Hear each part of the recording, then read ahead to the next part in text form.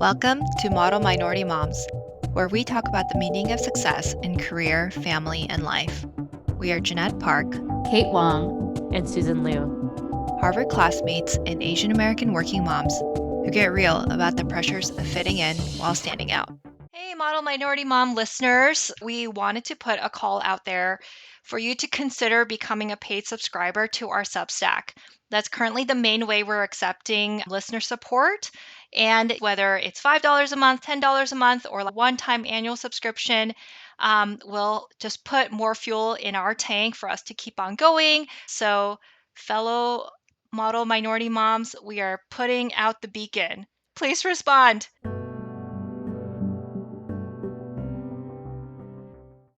Greetings, and welcome to another episode of Model Minority Moms. We are finishing up the K series, right? Mm-hmm. Ladies, is this the last one? Yeah.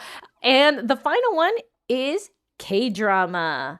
Jeanette, Kate, I want to let you two know that you have officially ruined my life because I have an addictive personality. And up until this point, Jeanette and Kate are like, Kdrama, la la la, love it. And I'm like, uh-huh. And I've never watched any of them. And last week I was having a very bad day. I'm really stressed out. My rash is coming back. And I said, you know what? I'm going to take a day just for me. And then I binge watched 4 different K-dramas. I mean the first episodes just to know what is going on. And then I sat there and I was like, oh, I get it now. I get why everyone's into K-drama. And then I even sucked in Marvin. And now that our kid's in kindergarten and goes to sleep at 7:30, we have a whole evening now that we didn't know what to do with. And then now we watch for fun. And like, I haven't even asked ChatGPT, like, how many hours of my life am I going to kill by if I tried to watch all the K-dramas? Because it actually seems impossible. So thanks a lot, guys. I am never going to learn how to crochet because I'm all in. I'm all in with the lives of these fake characters. Thanks so much. You're welcome. But hours of enjoyment, we can get into this, but they are highly addictive. And I won't start one until I know I'm going to. You know what I mean? If I start one, I know that I'm going to get sucked in for a while. So I tend to take like long breaks. Like, so for example, like right now, I don't think I've watched anything since Crash Landing on You. And it's probably been like almost a year since I watched any Korean drama. And Jake's like, oh, let's start this one. And I'm like, oh, I don't know. Like, I just don't, like, I don't want to because it's, Then you have to commit, yeah. right? And you can't stop. Because it's like, Wait, do you guys wait until the whole series is out and then you binge, or do you binge watch while it's coming out?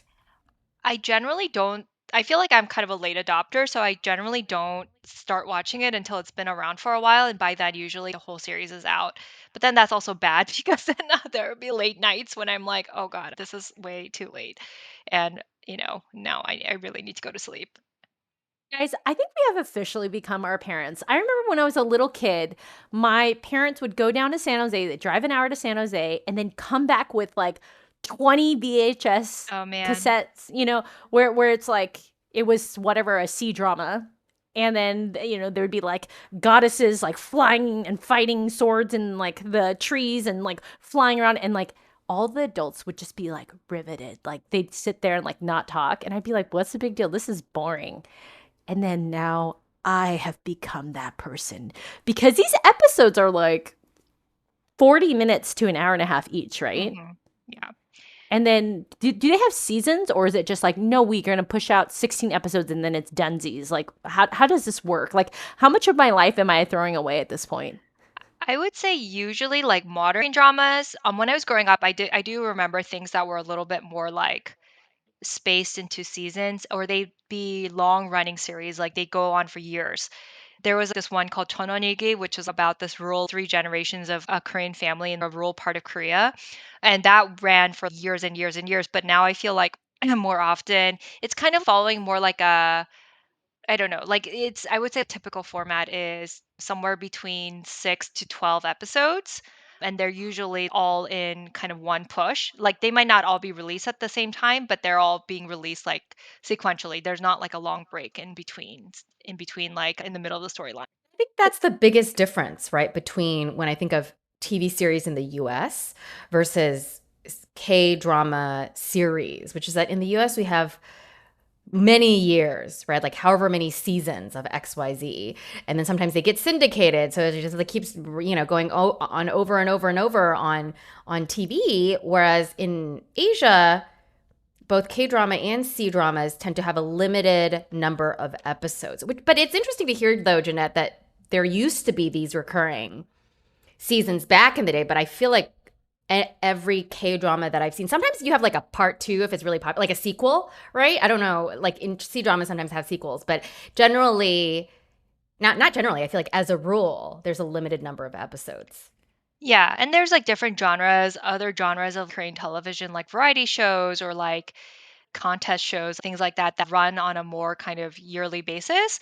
But yes, I would say, like, from what I have seen, generally the trend seems to definitely be towards a limited run kind of thing. I mean, I'm still like a novice watcher here. So can you, for the our audience out there that hasn't ever watched K-drama, like what is the appeal? Like why is it so addictive? So here's a little bit like my theory around Korean dramas. I think the writing in general is very, very good. Like, I mean, and it's like it's hard because sometimes, when you're watching it as a non-Korean speaker, you're relying on the translation, so it's like some of that might be lost, but I don't mean just like in the individual words that the actors are saying, but I think like in the overall crafting of the storyline and the way the story is played out in each episode. I would say Korean producers and writers and creators have gotten it down to an art how to put this huge hook right into the middle of your brain and not let go until the series is done. Like, so I think you often have some kind of driving unresolved problem from the get-go that you just feel like once you start, like you need to see it to its resolution, right? And I think also Korean shows are a little bit less like they're just like really for what is going to appeal to the audience, right? Like I feel like a little bit of like less of an emphasis on like the artistic part of it, at least for these types of shows. Like we'll talk about movies and other things later, but for these like kind of drama shows that are, I mean, for much of its history were squarely aimed at the domestic audience, not really for an international audience. They are like it's not about art. It's like about telling stories that really appeal and like captivate that audience. And so I think that we can talk about it, but I feel like they've just really gotten it down to like an art, like how to do this. I mean, let's talk about the art itself, which is the most common tropes that they're using for us to be like, I can relate to that central character. I see me in them. Like, I'm seeing. Okay, so the four that I watched the other day was Extraordinary Attorney Woo. Hmm. She's like autistic, right? And then she's this amazing lawyer who can memorize. She remembers everything she reads, and she doesn't know how to like interact with like feelings and other people really. And then there's always some dreamy guy. There's always some dreamy guy that you're either chasing so that they can fulfill you, or you don't even realize they're chasing you, and like you have to go on your own hero's journey, and like boom, he was here all along. Like that feels like a very common thing. There's also like some like parent-child relationship where I must like seek and receive the love of my mother, or like I need to avenge my mother and like what was done to my family or whatever. Like there's always some like deep thing with a mother or father figure, right? I see most of these are like rom-coms. Would you say that's accurate, or they're more like I haven't the ones that I saw I didn't get like major drama like American soap opera drama. I have watched some pretty dark, suspenseful K-drama. Actually, I think that is something that is somewhat underrated. I think that there's one called Little Women, which we talked about last week in pre-recording, but it's pretty fucked up. Like, Well, but you're right. I think the majority of the like very successful ones are more rom-com style. And I think that what Jeanette was saying earlier too, the formula of a K-drama is designed to please the audience rather than any other kind of artistic license. Now, I think that's sort of where I make it a little, where it veers sharply from, I think, some C dramas, which are Chinese dramas, which many of them are actually, because this state controls the media in China, they are designed to promote certain values. So for example, in the last few years, historical C dramas featuring the Qing dynasty, which is the last dynasty, a Manchurian barbarian dynasty, have dropped out of favor as the Chinese government is trying to promote like nationalism in Han ethnicity. So that's the majority ethnicity in China. So then they now promote like dramas from before these barbarian dynasties, where people are wearing more like Hanfu, like Chinese, these Han outfits, or their more modern dramas are, used to promote like harmony or whatever values. Where I don't get the sense that K dramas are out there to do that. I don't know, Jeanette. Like No, that's not the sense no, I get, right? Which is no. why I think, in a sense, maybe that's why K dramas. I mean, C dramas are very popular, right? But I feel like that's maybe why K dramas also will resonate more with people, with humans, as opposed to, because C dramas, I feel like many of them have certain ulterior motives. And also, there's enough audience in China for C dramas to be very successful commercially, even with just a Chinese and Chinese diaspora audience. Whereas I think we were talking about this with other Korean cultural exportations, like Korea is not a very large country. And so, you know, having K dramas be very appealing to non-Koreans is actually an important part of the formula, right? Yeah, I think though, like I said though, like for, since I've been watching Korean television, which is, since I don't know, like the early 90s, I'd say like for most of the time, these shows were aimed at a Korean audience, right? Like I mean, Korea is a much smaller country, especially compared to China, but I think that there is enough of a domestic market where actors and like that industry can sustain itself. And I think is that largely a lot of these shows are still geared mostly towards with like a Korean audience in mind. And I think the international appeal is almost like it's almost like a byproduct. Like it's I don't see I think like it's just now that you see this, I feel like a little bit more in music, but it's like really only now, like in the last like 10 years, where I think a lot of the creators of these shows are taking into an international audience, like more into explicit account, like what they would like how they should craft a show for those tastes. But I think for a long time, it's like these shows were just made for a Korean audience, and then like a lot of people outside Korea really like them. But we should like maybe go through like some of the common genres and tropes and storylines, and then like we could think about a representative for each. So like I feel like extraordinary attorney Woo is like a little bit of an outlier. It is like in a rom category, but it also like touches, I think, on autism, which I think is like a pretty, because autism, like in many, economically maturing countries, have become like much more prevalent in South Korea over the last like 30 or 40 years, and I think it's still very much kind of a societal struggle how to support and like accept and deal with these individuals with autism. So I think like, I feel like these dramas like also incorporate some kind of social problem, right? So it's like in this case it's a rom-com, but it's also about like autism and how people with autism have like strengths but also challenges, and how they can like navigate like kind of, everyday life. Like in the first episode, like a big obstacle for her, even though she's super smart, is just like a revolving door to get into the major building, like, and you're like, oh my God, because it's like so intense sensory wise, right? And it's like, oh, I never thought about that as a non autistic person, Y- right? Yeah. But also, it's just like, how does she relate to the emotions of others, Yeah. right? And she might not be able to socially relate as easily, but maybe she also has a deep intuition of people's emotions. So it's an interesting exploration. I think that the other part of Korean dramas that might be a little bit different from what we see in the US, and I think that this might also be part of a more kind of broader appeal, is that the way that these dramas talk about certain issues, it doesn't have the same sensibility of like PC-ness that I think like a lot of American shows do. Like because I feel like it would be very unusual, and there would be a lot of backlash if like an American show had a character with autism, and somebody was like flat out saying to somebody who was interested in this person, like, you shouldn't get involved with her because she's autistic and your life will be so much harder if you develop like a romantic partnership with her, right? I mean, but I feel like in Korea, like the cultural environment is not such that you can't say those things. So I think there's a way of approaching certain topics that maybe other people can relate to, but they don't see it elsewhere as much. I would put Crash Landing on You, also in the rom-com category, and I feel like Crash Landing on You is like this it's become this behemoth. I think at one point it was a hugely popular, streaming show on Netflix. I think it was one of the first shows that Netflix also directly partnered with a Korean production company to make under its own label. But there too, you see this kind of intermingling of a social issue, which is North Korea, South Korea relations, and making it really personal in the form of the relationship between these two characters, right?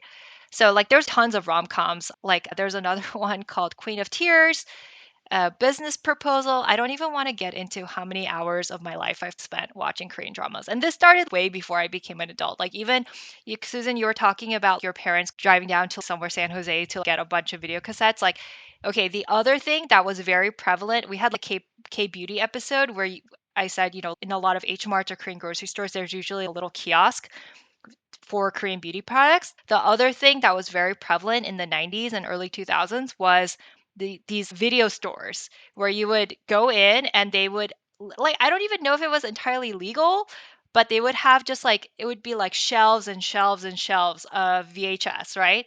And every week you could go in and they would have the latest episode of whatever show you were watching and you could rent them. So it was kind of like a blockbuster, I guess, for Korean shows.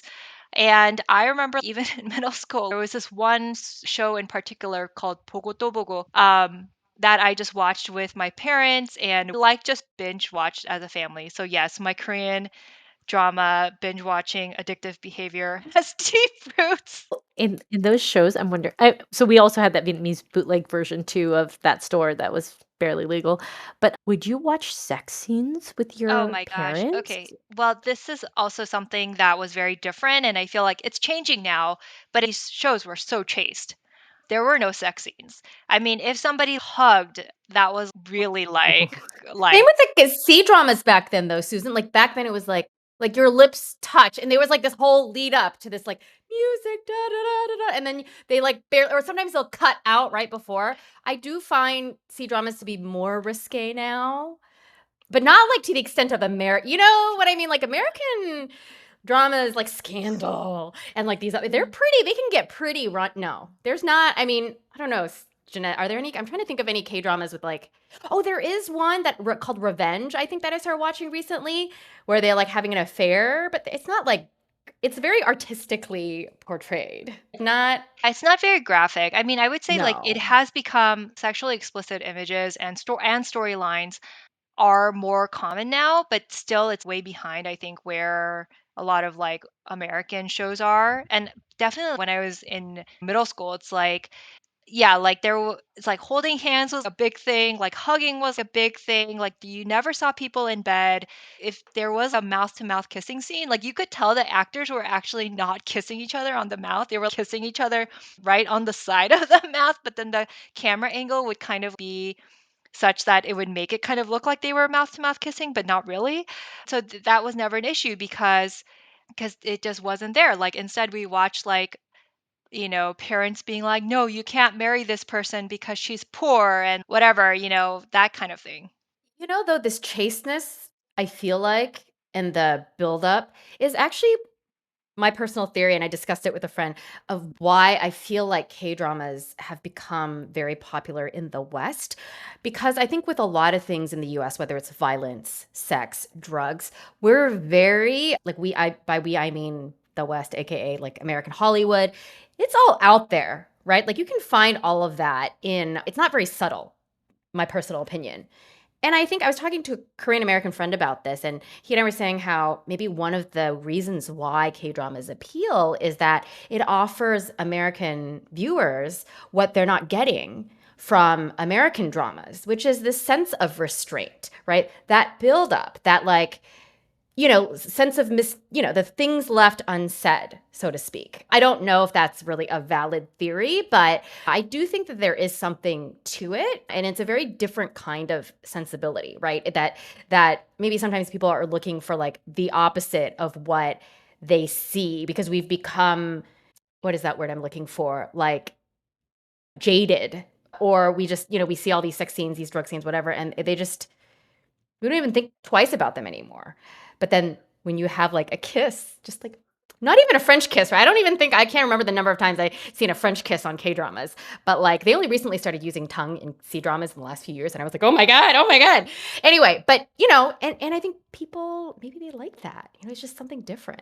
What do you think, Jeanette? Oh, yeah, no, I definitely have had a similar thought for a couple of years now where, yeah, if you think about American storylines, just our general culture has a much more casual attitude towards sex.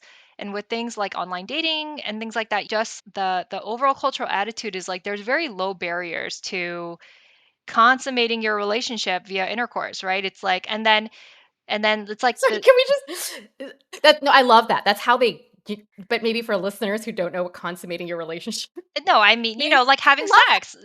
Yeah. like thousands of years. It Yeah. just means having sex. Yeah. I mean, Consummate. like, but Sorry. it's I like love it. basically like, you swipe left, you meet somebody on Tinder, like apparently like some people just, they feel like at least the common dialogue is just like this is common like thing now. And I think our TV shows in America reflect that, right? There's not a lot of anticipation, right? It's not a big deal if you slept with this person, right? And so what you kind of lose in that is that the whole build up to that point, right? Because it's not a big deal anymore. I think attitude towards sex has changed so much in Korea, and attitude towards like sex outside of marriage, like all of that is very it's becoming much more like in America, but I think at least at the level of publicly acknowledged discourse, it's still frowned upon.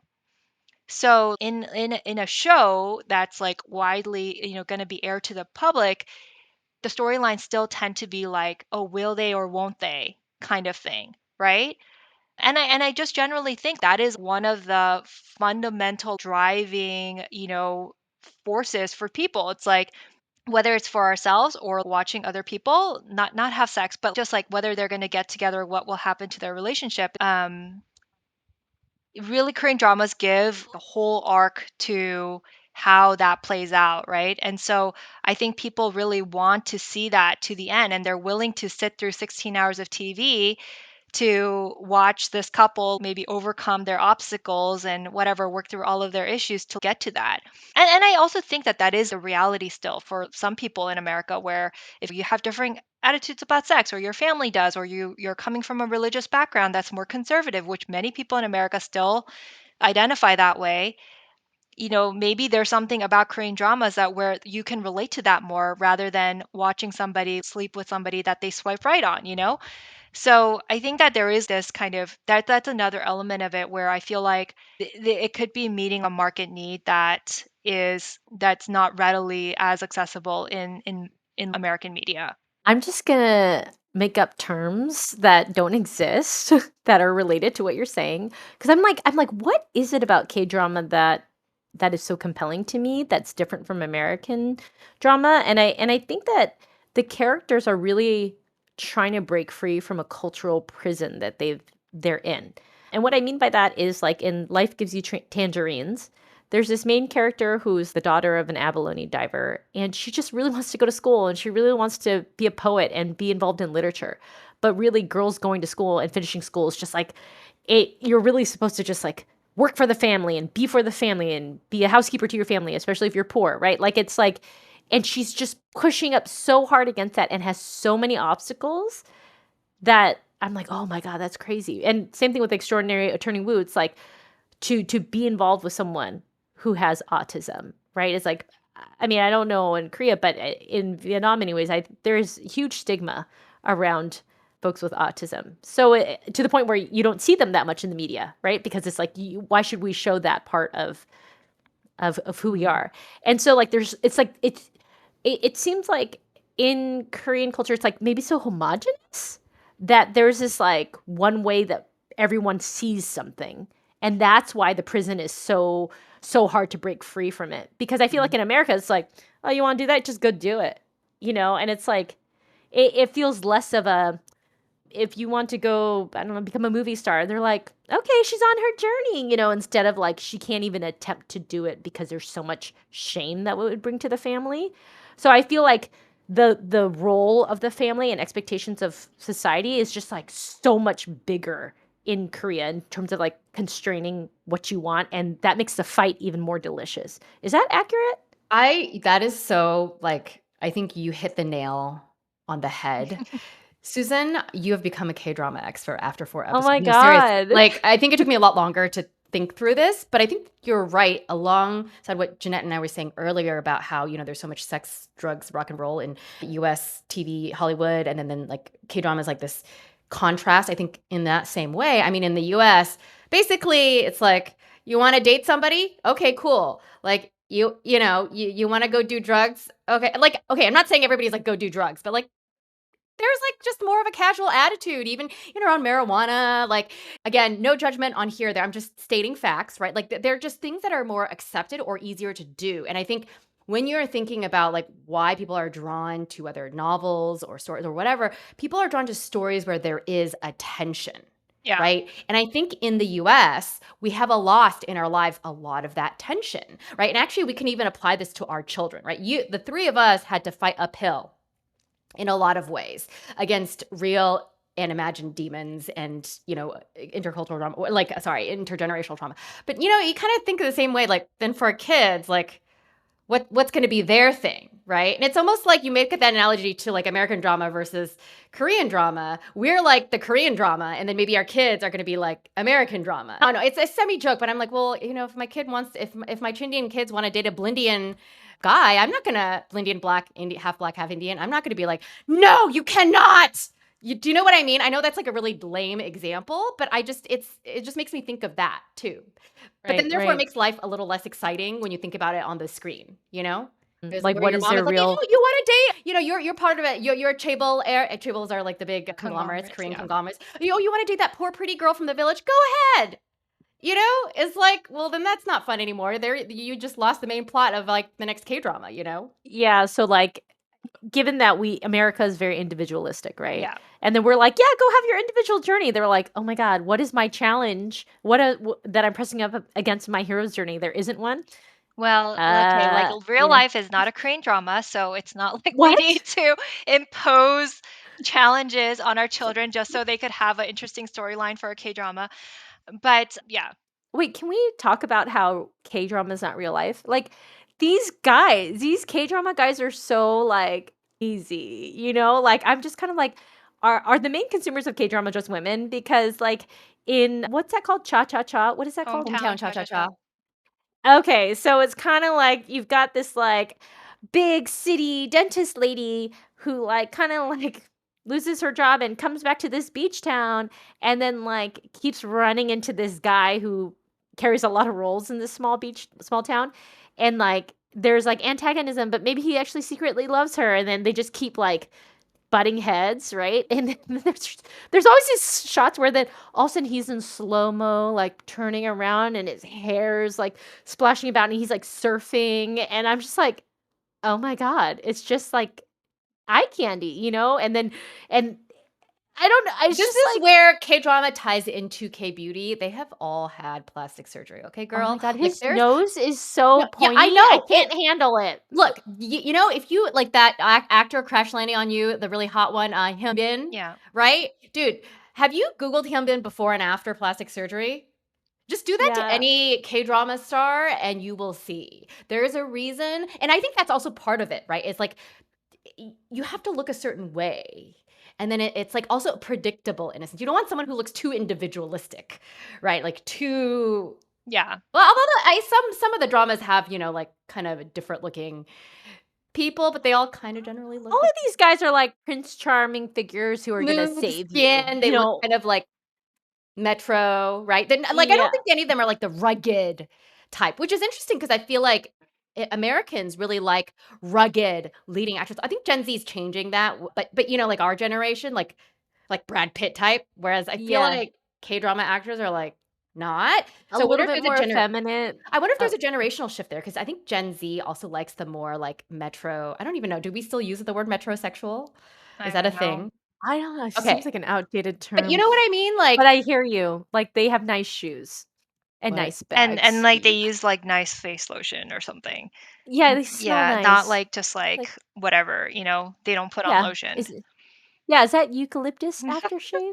Like So wait, but like, okay, so these guys are super dreamy prince-like guys, and I mean, is that realistic for Korean culture? Like, I just felt like, isn't it kind of like a misogynistic culture? Yeah, I mean, look, I'm sure that there are some Korean men who are more kind of closer to some of these men that you see on TV and on Korean television. And just for people who are not deep in this, like what are we talking about, right? Like these Korean here, like the leading men, right, in these dramas. What are they like? Yeah, they come in different flavors, but I feel like in general, they're extremely thoughtful. They're always like, Oh. they're like experts in the Korean and East Asian art of anticipating another person's needs, right? Uh-huh. Like, They always are thinking 10 steps yeah, ahead to they're what just you might yeah, need. they're like they always leave that gift. Like you didn't even know that he knew that you needed this, but it's on your desk, right? Or he goes around and talks to your boss's boss because of course he's the owner of the whole company or something. And does something and solves this problem for you that you didn't even know that he knew about. Or he goes home and gives your parents a bunch of money because they're about to get kicked out of your house. Things like that. I mean, I feel like they paint this picture of a man who is like crazy attuned and anticipating of the female character's needs and wants. Rom-com. Rom-com. No, but this takes it to I feel like like to the yeah, extreme. to the Yes. degree. Yes. It's not just bringing flowers and chocolate. It's like Yeah. it's Also, there are elements of self-sacrifice in that. Okay, Mm. did you guys ever remember? I can't even remember the name of the song. Maybe Jeanette, you'll remember. But this is like what we're talking about. Like in college, there was this popular Korean song, and in it, there is this guy who photographer, and he has a girlfriend. But then she like gets blinded by this photography developing liquid or whatever, Oh my and god. then he's like devastated. And then he fucking donates his eyeballs to her. And the last scene is they're on this race, like Oh. this motorcycle racetrack, and she's like racing the motorcycle, and he's just sitting there blind. And then she sees him, and it's just, I'm just like, oh my God. Like, that is not American, like, oh, no. let me give your parents some flowers, okay? But like, that's like the extreme version. Do you Yeah. guys remember what No I'm talking about? This was like so popular when we were in college. I cannot No, remember the name I don't of the song. remember this. Okay, I'll find it and I'll I show you don't guys the remember this. MV. But it's like insane.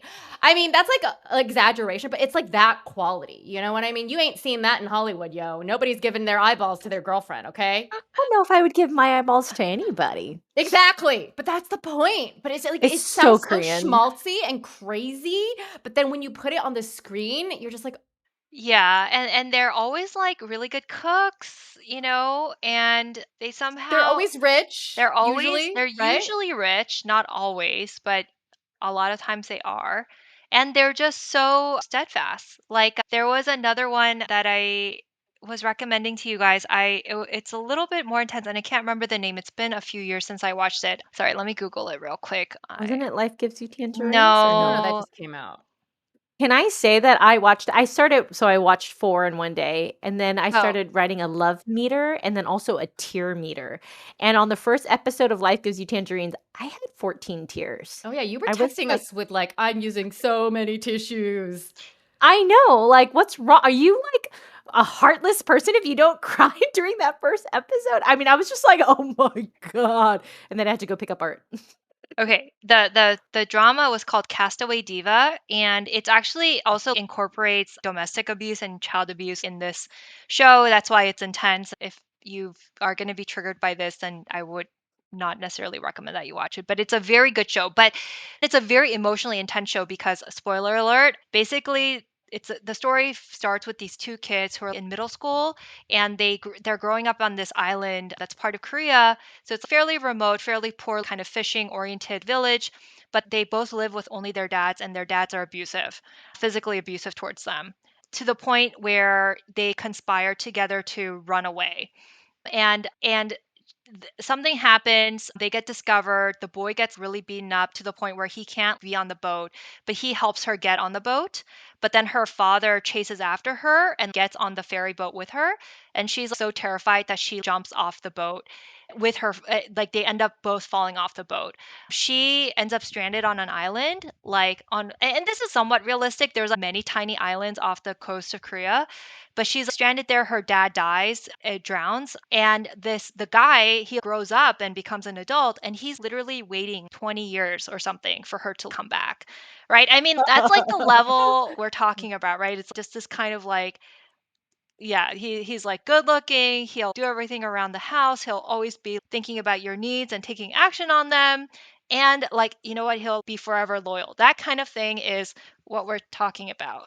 This is a recipe for disappointment in marriage. You know what I mean? Like, where are these Korean men? Hi, Marvin. Where are these Korean men? They You don't know? exist. Remember, I think in a previous episode we talked about that one social media stunt where the lady goes, some like white lady goes to Korea looking for like she thinks all the men in Korea are gonna look like a K-drama star, and it's like she's panning like the subway and the streets, and like they don't look like that. Look, it's like it's not it's for a show. It's not there are no men, Korean or otherwise, that exist. Okay, sorry, spoiler alert. There's no This is not like I mean something, there might be elements of this in a person, and people like, it's on a spectrum, but like the way these people are portrayed is like just not realistic, right? For like any human being, man or woman. And I did hear about like probably this is like a fairly old drama, but I feel like it also was this kind of watershed moment for Korean dramas being really popular outside of Korea. There was one called Winter Sonata that was hugely, Oh. hugely popular in Japan. Okay, and like the guy who started it, they gave him, the Japanese people like gave him this nickname like Prince something. They literally called him Prince something.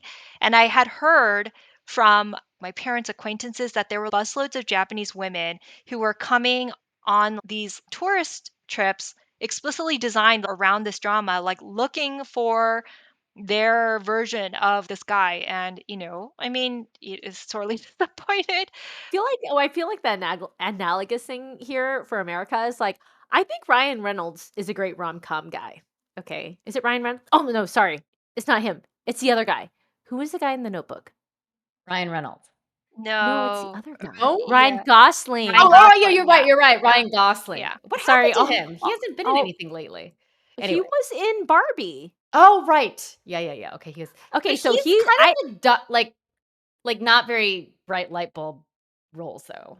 he is, and did you see him in Stuntman? He No. was very charming. Okay. My point is, it's like saying like pretend I grew up in Vietnam and I watch all these like Ryan Gosling movies, and then I'd be like, I'm going to Hollywood and I'm gonna find me a Ryan Reynolds, and I get on those double-decker buses and I'm like, have my binoculars being like, where is my hot white American man?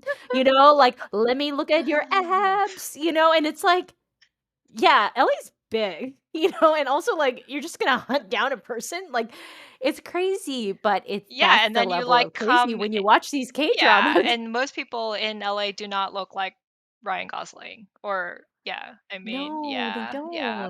don't. There is a downside though to this sort of like the role of the Korean actor, in being in these roles where they're like the perfect anticipated, perfect everything. Because I do think that there is a great deal of pressure on Korean actors and actresses that are related to the roles they uphold. Because, like, okay, so when you think about famous actors in the US, whether it's TV actors or movie actors, they do all kinds of stuff, right? There's like regularly somebody's arrested for DUI, somebody's caught doing drugs, there's domestic abuse. Like, obviously, these are all terrible, like, these are crimes, okay?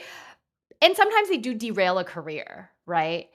But I feel like, generally speaking, unless you're Harvey Weinstein, you don't get totally canceled as a result of some of these, like, like if you drive while drunk, okay, not good, not advocating for that, but like, I don't think that's, unless you unfortunately killed someone, but if you just like, run into a light pole or something, that's not going to cancel your career, right?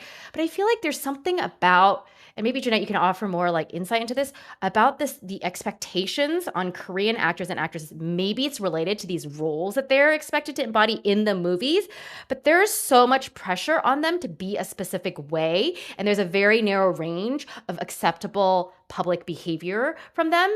And I don't, this doesn't really get talked about, I think, among Western audience viewers. It can be very toxic. Yeah. No, I think we talked about this a little bit in the K-pop episode, but it's Yeah, Korea has very strict drug laws. And for whatever reason, I think it's primarily cultural. Korean people expect their celebrities to adhere to very high levels of, I don't know, like moral behavior. But some of the things that people have done are legitimately bad. The person who starred in Queen of Tears, the male lead, actually recently, like, pretty much, I think, has gone off the radar, it seems, like, as far as I could Well, tell. Kim Soo-hyun because of the drama with his ex-girlfriend. Yeah, yeah. So basically, what I have read is that basically there's allegations that he was in a romantic and sexual relationship with a budding actress when she was in her mid-teens, and he was 15 years older than her And grooming her. and grooming Yeah. her. Yeah, and she was an actress in his agency, in his talent agency. And he maybe also lent her some money at some point because her career struggled. And there was all this drama, and she ended up committing suicide. And so when she committed suicide, her family released what they claim are texts and pictures and other things from their relationship. And so basically he has kind of, like, at least from what I can see, disappeared off the radar for a while. So there's legitimately, like, bad, even from an American kind of sensibility, we would say, like, okay, no, this person really did something bad. And we don't really, like, want to see him anymore. But other things, like you said, Kate, drinking and driving, using marijuana, things like that, or even allegations of bullying. Like, there's all these celebrities who are being taken down because a classmate of theirs from middle school or high school are saying, like, well, she was a bully, because bullying is such a big issue in Korean schools and such a big source of mental stress on kids, and even probably suicide. So things like that might come up, and people will, Korea is a very online society, and people will just take these anonymous accounts and really go after these celebrities. And so there is this sense, like, you can't, it doesn't, like, burnish like a bad guy image, it just makes you bad. Like, Koreans, there's not this sense of, like, oh, like, this kind of naughty person, like, we kind of like that, bad boy bad girl persona. Not really, like, that is exists to, like, a much less extent, I think, in Korean kind of sensibility. So the ability to forgive is very low. Yeah, it's, I don't even think it's like, yes, yes, ability to forgive is very low, and I don't think it's just about forgiveness. It's also what you consider bad and what you value, right? I think that it kind of goes along with the American sense of individualism. Like, sometimes you're gonna do, like, creative people are gonna go and do bad things, or do things that are more fringy, right? Like, we call them fringy rather than just say it's bad. But in Korea, kind of, like, I feel like, has a much narrower definition of what is acceptable, right?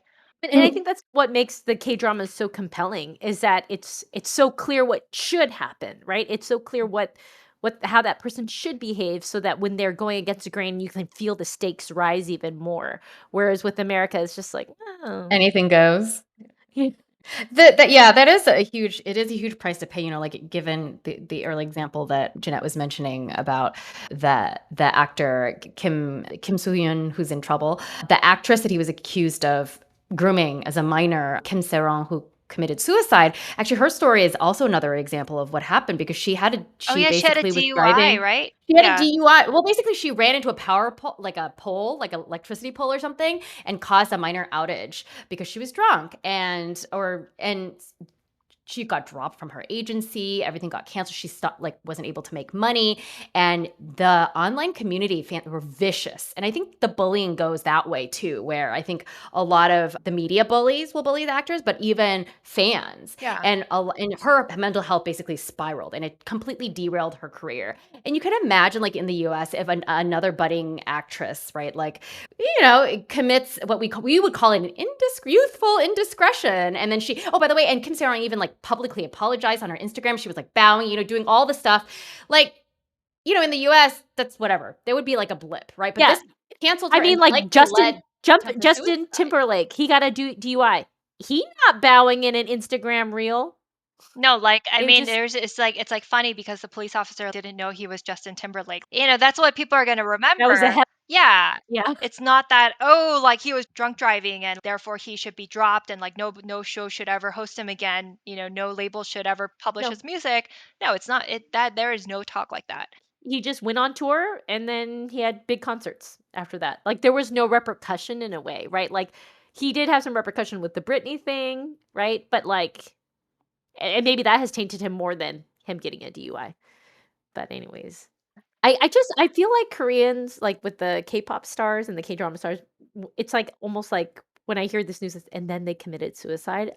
I hear it so much now that I'm like, that's devastating that you feel like that's your only option, instead of like, and now I do a makeup line, Or right? like I Or go like, into rehab. You hear all you these know, stories in the US of like so and so going into rehab, and it's almost serial. Like I think Kim Saran, there were like other young actresses like previously before her who she had been friends with or knew, and they had also committed suicide. So it was like I think this one just sort of was like the unfortunate cherry on top of like the icing of all these promising young actresses basically getting bullied and like their mental health deteriorated. I mean, when you're like 21, 22, 23, that's really hard. It's unfair to put all that burden. And what's interesting to me is as a viewer who is not Korean, right? I feel like in a way, how fair is it to the industry or like to these actors that we're consuming all this content that they're making, and yet, so many of them, like part of their career is like they get, they can get so easily canceled. I don't know. Sorry, I guess what I'm trying to articulate is like, what is my role if I have one as a viewer or a consumer of these K dramas, you know, or do I not have a role? Like, and I just watch and then be like, oh, well, that's a Korean like film industry problem, you know? it's kind of like we're there for the Korean mores, like we're there to just see it being so Korean, and then I mean, how can we fight against the grain of that when it's like that's what we're there for, right? And who can say, right? There's not one person who can speak to the Korean psyche, right? That's not even like a thing. But the image that I have in my mind is kind of like it's almost like a social contract, right? Like we make you a star. You get put on this pedestal. You get to live this kind of life, and therefore you have to keep by these rules. And if you don't keep by these rules, we will F and take you down, kind of thing. And it's like it's a very Korean in that way, right? It's a very kind of like you're not free to like just do your own thing, and you go, your star rises and falls. It's like because of other things. Like no, this is like it's a social communal contract, and you have to abide by our rules. I kind of feel like there is that vibe to it. Yeah. And there's like other actors too. There was another one that I really like that was really we should come back to genres because we really only did the rom-com genre and there's many others. But Oh my god. one of the other ones that I really have loved in the last 10 years was called My Mister. And speaking of genres, it's a very interesting one because it actually doesn't really fit neatly into like any genre, but it was hugely compelling. And I bring that one up because actually the lead male actor who I thought was really great in the show actually also committed suicide in the last few years. And he was somebody probably in his late 40s or early 50s. And nobody knows for sure what happened exactly or why he did it, but he did have allegations that he had used marijuana while vacationing, I think in the Philippines. And it's actually illegal for a Korean national to use any kind of illegal drugs, including when they're abroad. Like even when they're not on Korean soil, like if you use drugs abroad, then you are actually liable to being criminally prosecuted when you come back to Korea. And so there was speculation that that kind of was part of what led to his committing suicide, right? But so yeah, like there's like many examples of that, and yeah, but yeah, so it's that's very heartbreaking. Like I actually he was like a really great actor and not just like in the stereotypical leading man type, but I thought his acting was great and he did like interesting shows. But anyway, can we come back to the genre discussion? So there's like the Okay. rom-coms. Then I would say there's like there's the dramas that are like have usually a romantic storyline but are not necessarily funny, right? So I would say Castaway Diva is kind of one of those. I would say like a lot of the older ones, like Winter Sonata is definitely not a rom-com, it's definitely like a romantic drama. I don't know, like do you guys have any other ones that you would put in this? category. Okay, you're on You're on mute. mute, Kate. Sorry. Romantic or rom-com? No, romantic. I feel like there's a lot of rom-coms, right? That's, like, probably one of, Yeah. like, the There's a lot of romantic revenge dramas romantic or, revenge. like, romantic Yeah. intrigue. Like Eve, though Oh, I yeah, think I yeah. mentioned earlier, I called it revenge, but it's actually called Eve. It's a romance revenge drama. So is Celebrity Oh, is a really yeah. good Yeah, one. yeah, that is that And the one about then the person who wants to become a social an influencer? influencer. Yes, Yes, yeah, that one was also very good. Like, yes. yeah. And then Little Women. It's not really a romance one though. That's more revenge. I guess maybe we can bleed into like I feel like there's a lot of overlaps with you can get revenge, romance comedy or romance like drama revenge. Uh, I wonder if there's like a K. So you want to watch a K drama and you click on all the different tags of what you want, and then you're like, this show's great for you. That'd be fun. well, and I would say in a lot of these stories, the primary, not always, but I would say the most frequent driver of the suspense is class differences, right? Okay, so the usual setup is there's just a big class difference between the one side of the family versus another. So therefore, that usually the wealthy side of the family doesn't want opposes having a relationship with this person. All kinds of drama ensues, like parents visiting that other person being like, don't date my son, or don't, like, here's a bunch of money, or I am threatening your family, or whatever it is, right? Yeah. And again, this is also something that I think I and many other people find hugely engrossing, right? Like, how are they going to overcome this obstacle? But it's not really an obstacle that you can credibly sell in an American context. Because, like, I mean, realistically, I think that, parents still might feel opposition to their child's choice of romantic partner. Our public kind of discourse is not such that, like, the narrative is not such that, like, the parent could so adamantly oppose it. You know what I mean? And so, but in Korea, that's still very much a thing. So in Korea, it still makes sense. Here, it doesn't make sense, but it turns out to be this hugely effective builder of tension. So it's like a Cinderella story, but like your families have such a bigger role in what you can do and can't do. Yeah. King the Land is a good one. That is with one of my favorite Korean actresses, Yuna. She's used to be with Girls' Generation, I think, the like really famous like K-pop girl, but like one of the OG ones. But that's a good one if you're talking about this like rich boy and poor girl, and there's like this whole, dynamic there. I like that one. Yeah, other ones, I mean, I think like revenge is like its own category. Hmm. Oh my god, I'm so scared to watch I don't, Oh, that. you should watch Vincenzo, right? Or is that what was it called? I haven't Yeah, watched that one. that one's really intense. I couldn't finish watching. It was a little too violent for me. No. But the actor's really hot in it. There's another one that I think, like, so generally I tend to stay away from the Korean revenge dramas because, okay, when Koreans apparently get revenge on their minds, they're like uber intense, and it's like just too intense for me. Even though my family is from Korea, like, I think it's just like it's too much. It's like too much. It's too venomous. Like, it's too It's cruel. pretty nasty. Yeah. It's Like, what's an example of like what they're willing to do for revenge? Like, you know, So, I'm like, trying to think okay, like that. so there's this drama that I didn't watch, but it's called The Glory.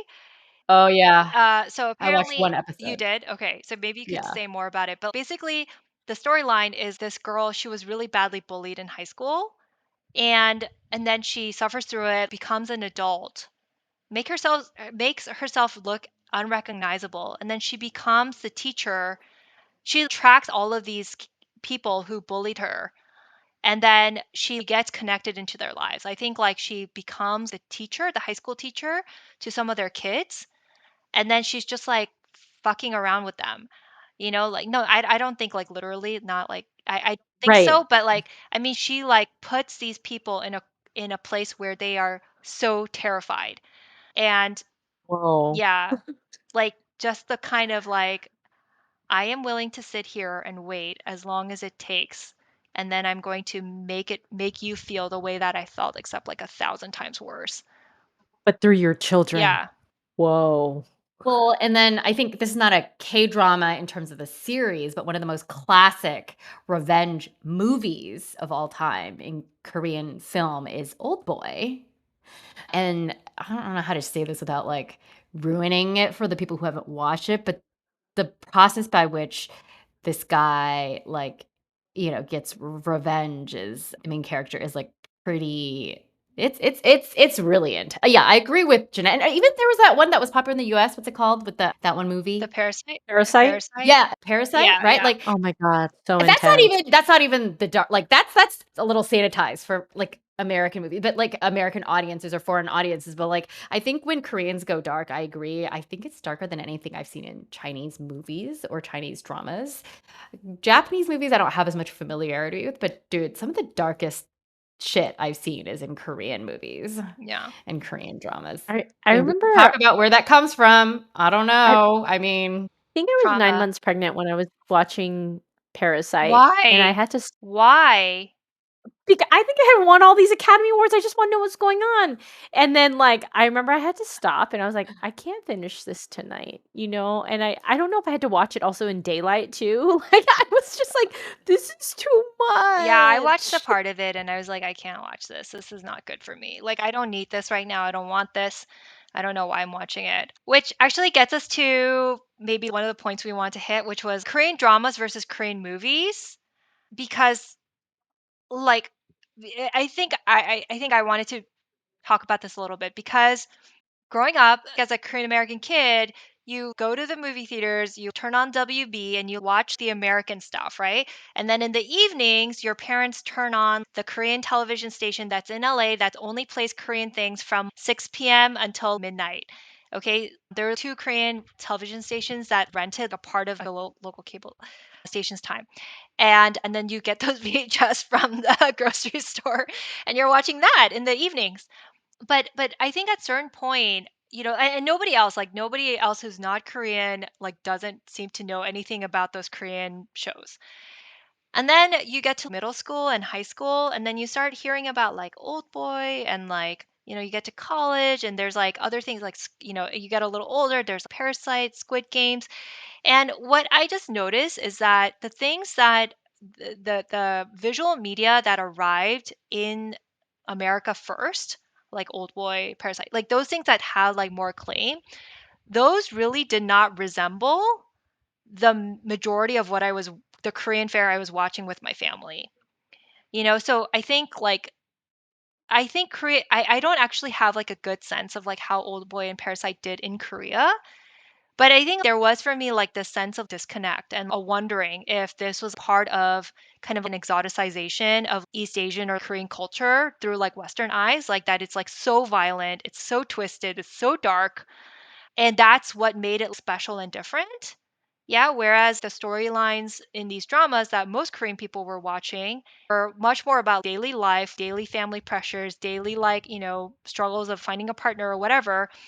And so and so now I feel like I'm in this interesting space where, okay, like Squid Game, stuff like that is still out there. But then the other stuff is also much more coming to the forefront, right? Like Netflix is commissioning like, these types of dramas. It's becoming much more widely viewed in the US. So it's been interesting for me to kind of observe that journey of how these two streams are starting to both become more visible in the United States. Yeah, anyways, that's just, I don't know if it's neither here nor there, but there might be some listeners out there who can relate. there might be something to that because I feel like, these films that we're talking about, like for example, the director of the Host and Parasite and Snowpiercer, which I haven't seen, but it's like another dark sci-fi. What's his name? Yeah, He like seemed to be very popular with like the critical artsy. You know what I mean? Like I think there is a disconnect between like his work and who appreciates him and then who brings his movies to the west, so to speak. And then because there's the elite, right? Like he's part of this like direct like this global elite in the film industry, and I think other global critics and what have you really like the dark artsy nature of his films. So I think maybe it's less due to demand, like you said, Jeanette, like less due to popular demand and more on this like level of where the film cultural elite like controls distribution or decides like, oh, who should we promote? And that's why maybe these kind of films get seemingly disproportionate representation, despite it maybe not really being typical of what Korean people actually watch. yeah. I think for me, it was like a little bit it felt like there was kind of like a misunderstanding of just like what, it's like this is not representative of like Korean television as I know it. And all these Mm, people who've never watched anything Korean like are all fawning over this type of movie, and I'm just like, you know, I'm kind of like, right. this is not like what are you talking about kind of thing. Same with Park Chan-wook, right? He made like the old boy director. He also made this movie called The Handmaiden. Also sort of like just very dark, twisted movies. And it kind of reminds me of actually, if we were to make an analogy to, have you guys heard of The Vegetarian, the book? Yeah. Han Kang. Didn't she win the Nobel Prize in Literature? Yeah. Yeah. And so it's the kind of the feeling I got when reading that book, because it was like very abstract, I don't know. I haven't read much Korean like modern literature, but I wonder if there's a similar theme of like she's sort of more the exception among Korean writers, but this is the kind of thing that quote unquote the global literary elite are extracting from Korean. Like this is what they're highlighting, similarly analogous to the film director, situation that we were just talking about. Yeah, I feel like what I'm uncomfortable with is like, to me there is a wondering of, is this a fetishizing, right, of Korean culture or East Asian culture, and this is what's the most extreme and weird about it. So it's like this becomes representative of Korean culture in America, and that really bothers me because this is not actually what most Korean people are consuming, right? And there's a certain amount of, I don't know, like a laziness if you don't actually just go and do even a brief survey of what people are actually more concerned about or what's actually Mm. engrossing them, right? It's not this kind of story about really twisted people like goring each other and stuff like that. And over the years, I've watched other movies that are very beautiful, that are very creative, that are not like this way, right? So I'll just plug two here. There's one called, these are also relatively kind of like older, so you might have to search for them, but there's one called Spring, Summer, Fall, Winter, Spring, and it's a beautifully shot. The cinematography is beautiful, and it's the story of like two generations of monks at their temple, and I won't give much more, but it's a pleasure to watch. There's another one called Welcome to Tongmakgu Village, and it's kind of like this surreal like magical fantasy, like magical realism type of show about, and it actually takes place during the Korean War, where an American fighter pilot crashes into a remote village in Korea during the Korean War, but this village is so remote that they don't know that there's like a war going on and they don't really know what's happening. So like there are movies like that, but I felt sad that those are not the movies that are really being highlighted, that it's like really these like more like what I feel like are not representative movies being so highly promoted in the West. You do have a point, Jeanette, because this now reminds me of back in the 90s and early 2000s. I feel like Chinese cinema also went through this phase where, do you guys remember like Crouching Tiger, Hidden Dragon, Hero, House of Flying Daggers? And it was so interesting because, like, in America, everybody's like, oh, that's so amazing. And then, Zhang Zi, the actress who is in, like, I think two of these three movies, everybody's like, oh my gosh, she's so attractive. And it was hilarious because I would go back to China in the summers and I'd be hearing the Chinese commentary, which was like, oh, she's not even attractive. Why do those American people think she's so like attractive? Or like, why are they so obsessed with this movie? There's so many, it was just like two Chinese people. These were like fine. They're good movies, but it wasn't treated with the same kind of like reverence or obsession. I feel like that, the West and critics in the West treated the movie. And so I think there is something maybe to be said about that, Jeanette. Like there is the sense of maybe there is this fetishization, but it's hard to talk about because, like, on one hand, if you don't promote movies from whatever Asian countries to the other places, then you're just like, oh, maybe you're like racist, right? Or whatever. And then if you do, but then who's to tell you that, okay, this is actually like what you're promoting is actually representative or even really Sure, like actually what determines what's good, sure. right? Or quality. And I think that's where we get into this tricky situation. But I do think that it's important to point that out because I don't think we're going to be hearing that pointed out by like the so-called quote unquote Western American critics slash authorities, right? Because they've already determined that these are the actors, Bong Joon-ho and then Park Chan-wook are like the greatest greatest Korean directors of their generation. Han Kang is like, the deserving of the Nobel Prize for Literature. Not saying that she's not, guys. Okay, I'm not. The book is very interesting, but I think to encourage people to have a little more critical thought around why and is that really legitimate? Come on, guys. Isn't this the nature of the arts? Like, what actually breaks through? Like, we've got film festivals, indie movies that never see the light of day versus these Hollywood movies with a Brad Pitt, and then all of a sudden, like, everyone watches it, but it's like, was it that good, right? So, can't we just say that for the arts in general? Like, what's gonna make it? No one ever really knows what's. It's like Squid Games was just like a really interesting convergence of like a really novel idea, amazing cinematography and color, and like high stakes, and it worked. It worked, right? So like I don't think like in any country itself, like no one's gonna really know what's gonna be a hit, and then what actually gets transferred over to other audiences is, I mean, it's all still hit or miss. Yes, it's based on relationships. Yes, it's based on funding, but also like sometimes you just never know. But at the same time, Jeanette, you were like, is this really representative of what's important to people? I mean, can I say that it's the same thing about rom-coms? Like, are the men portrayed here actually representative of what a woman would want, but actually is like completely unrealistic? But am I going to binge it anyways? Yeah, so those are my 2 cents on all that. Yeah. Yeah. But at least like people, like Korean people watch it.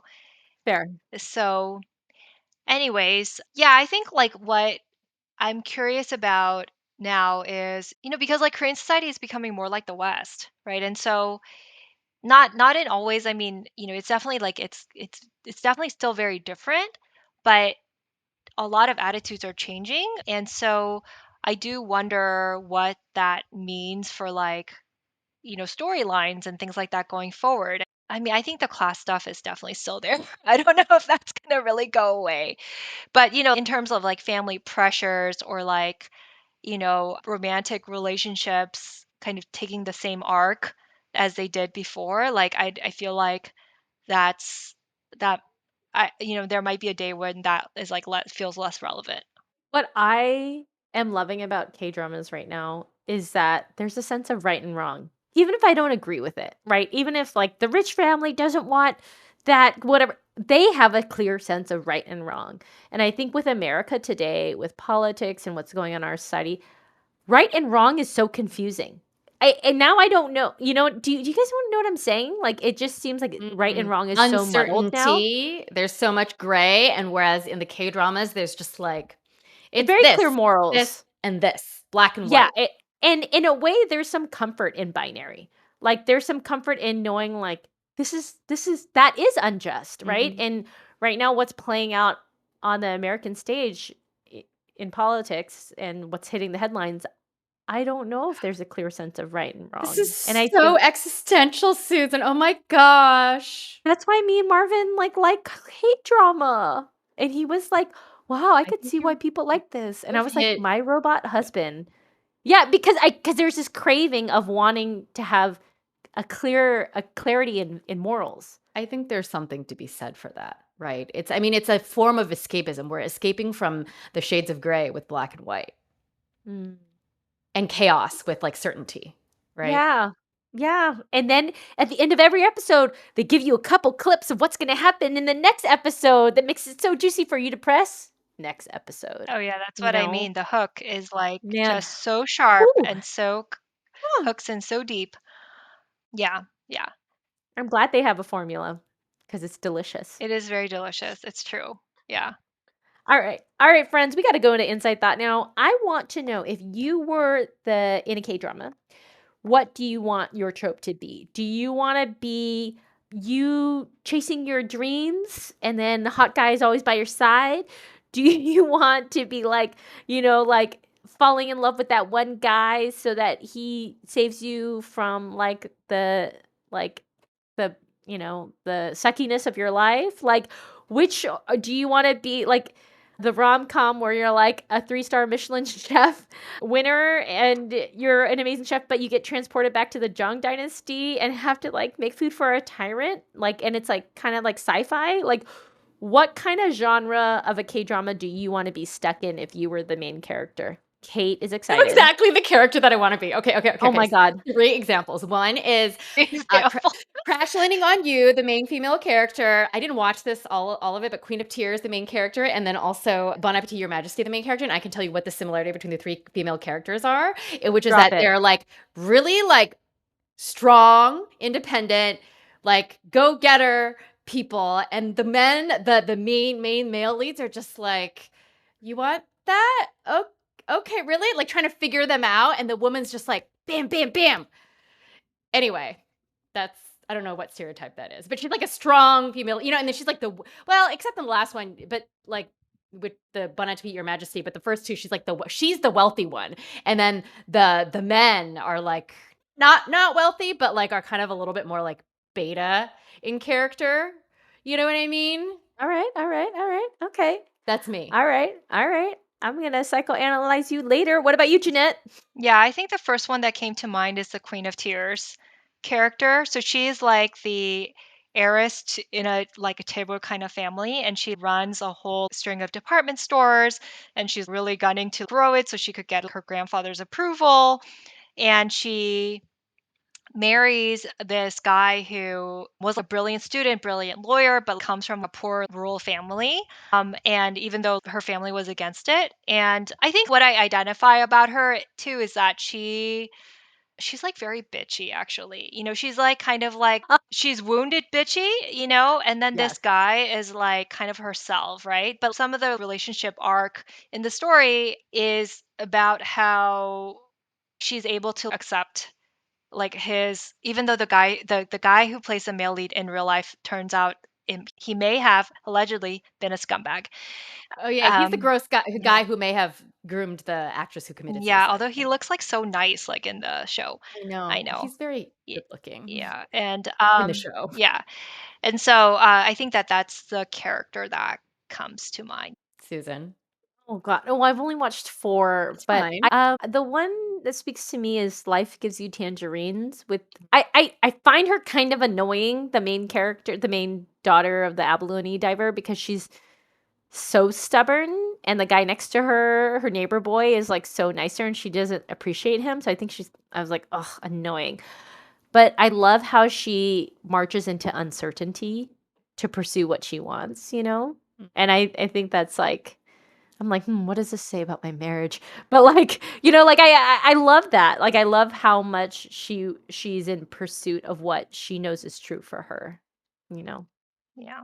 All right. All right, you got me in deep. Thanks a lot, guys. That's the rest of my life is free time, No you problem. know. I'll never Enjoy. learn how to crochet now. Maybe I'll crochet and watch No, K-drama at you the same can't. Yeah, You that time. sounds like can't. a No, great I combo. have tried. No? I've recently picked up crocheting, and it is Really? not this thing where you could like just, mindlessly just like make stitches. You actually have to count stitches. You have to know where you are in the pattern. So Oh it is not no. something that you can just like do on autopilot unless you're like just making a huge blanket or something, right? Like just like Ooh, a let's make a huge one blankets. color, one pattern blanket, and that's all you're gonna make, then Yeah. I guess maybe that's possible. Yeah, one hit pattern. Yeah.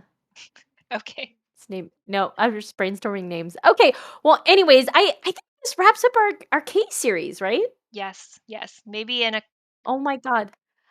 Can I just tell you though, like now I'm thinking about the characters all the time. I play Golden on repeat from K-pop Demon Hunters. Marvin said, "Oh, now I know the meaning of life because I watch K-pop Demon Hunters." I'm like, K culture, besides the fact that I love the food, has changed my life, and our deep dive has made me even more want to become Sujan. So, Jeanette, thanks a lot for representing your country. Kate, you got me in deep, and that's it for Model Minority Moms. bad. We hope you found something helpful, reassuring, or interesting in this episode of Model Minority Moms. If you enjoyed the episode, please help us spread the word by texting a friend about our show or leave us a review on Apple Podcasts. If you want to connect with us, please visit our website at modelminoritymoms.com or follow us on Instagram, where we love receiving messages from our listeners.